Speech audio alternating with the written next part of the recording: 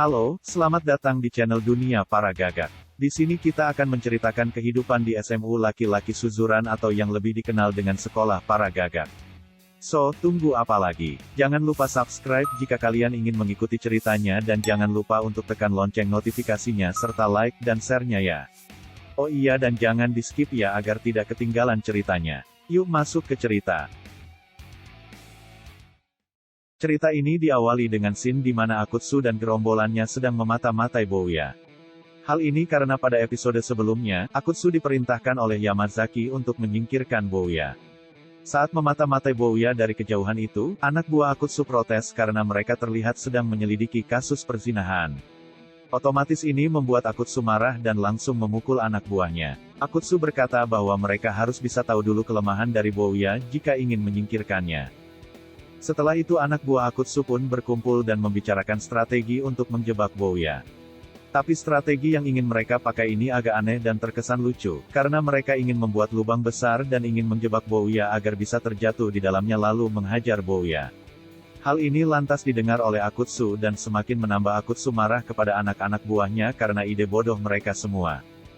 Lalu scene dilanjutkan di mana Bouya sedang menunggu Yasuda. Saat itu Yasuda kaget karena sudah ditunggu Bouya. Yasuda yang merasa ini tidak baik lalu main pergi dan meninggalkan Bouya dengan wajah konyolnya. Tapi Bouya mengikuti Yasuda sampai Yasuda lari. Saat lari ini Yasuda lalu dipukul oleh Bouya sampai terjatuh. Ini anak buah dan bos sama-sama konyolnya sih ini. Oke lanjut, Bouya mengejar Yasuda karena masih ingin dikenalkan oleh kakak Yasuda yang mana Yasuda tidak mau mengenalkan kakaknya kepada Bouya. Hal ini membuat mereka cekcok kekanak-kanakan sambil berantem. Di tengah mereka berantem konyol ini tiba-tiba ada orang yang bilang, "Hei kalian menghalangi jalan?" Bouya pun menjawab, "Apa kau tidak bisa jalan memutar?" Hal ini membuat orang tadi sedikit jengkel dan mendekati Bouya dan Yasuda. Yasuda lantas kaget karena orang itu adalah senda tangan kanan Bandou. Yasuda yang mengetahui itu lalu mengatakan kepada Bouya untuk tetap diam dan meminta maaf kepada Senda karena Bouya merupakan anak baru jadi tidak tahu siapa Senda itu. Saat Senda dan Bouya sedang pelotot-pelototan karena hal tadi, datanglah guru mereka dan mengatakan, "Hei, sedang apa kalian?" Otomatis hal ini membuat Bouya dan Senda tidak jadi bersitegang kembali.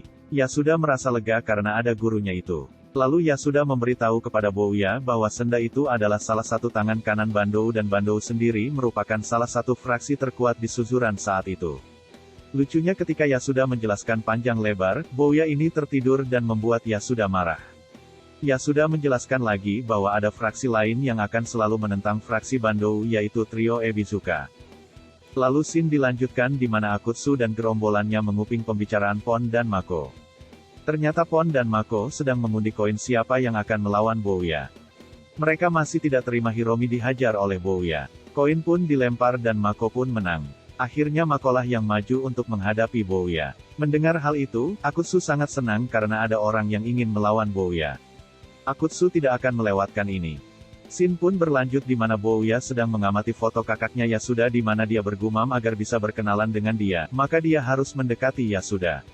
Ini membuat Bouya berpikir untuk sekali-kali memberi pelajaran kepada Yasuda. Tapi Bouya kembali berpikir bahwa untuk mendekati kakaknya maka dia harus mendekati Yasuda juga dengan baik-baik. Di tengah menatap foto kakaknya Yasuda, tiba-tiba datang Mako yang mengajak Bouya untuk pergi ke suatu tempat. Saat sudah tiba di tempat tersebut sudah ada Pon juga di sana dan mengatakan bahwa mereka ingin membalaskan dendam atas Hiromi. Lalu perkelahian antara Mako dan Bouya pun berlangsung. Bouya pun langsung mendapat pukulan pertama. Saat mendapat pukulan itu, foto kakaknya Yasuda terjatuh dan itu membuat Bouya ingin menghentikan perkelahian dulu untuk menyelamatkan fotonya itu. Hal ini membuat Mako semakin marah karena merasa Bouya sudah meremehkan Mako.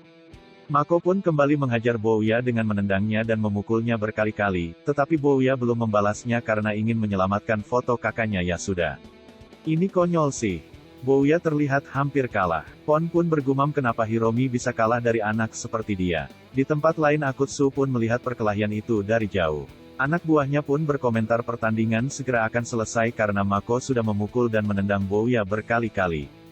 Akutsu pun marah kepada mereka dan mengatakan, "Bego, kita berlima saja dihajar babak belur oleh Bouya ditambah dengan Hiromi total menjadi 6 orang." Saat sudah berkali-kali mendapat tendangan dan pukulan, Bouya lantas berlari agar tidak menerima serangan lagi saat akan menyelamatkan foto kakaknya Yasuda.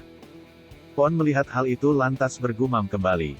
Benar-benar bajingan yang tangguh. Sudah mendapat serangan seperti itu dia masih bisa berlari.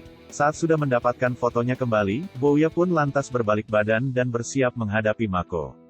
Dan saat itu Bouya lantas lari dan lompat menendang Mako. Dengan sekali tendangan Mako pun terpental dan langsung roboh seketika. Saat itu juga Hiromi pun datang.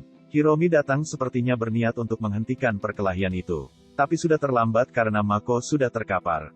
Bouya pun pergi meninggalkan mereka. Saat sebelum pergi itu, Hiromi memanggil Bouya dan berkata, "Hei Bouya, sebenarnya makhluk apa kau ini?" Dan Bouya pun menjawab, "Makhluk apa? Aku sama sepertimu. Seseorang yang benci belajar dan diusir dari satu tempat ke tempat lain sebelum berakhir di tempat ini. Tapi ada satu perbedaan, aku tidak nyasar dari jalan yang benar dan aku juga bukan pemberontak, aku juga bukan penjahat atau bajingan." Mako, Hiromi dan Pon pun hanya terdiam mendengar itu. Akutsu yang melihat ini sangat kaget dan mengatakan bahwa Suzuran akan benar-benar berubah karena bajingan menakjubkan sudah ada di sini.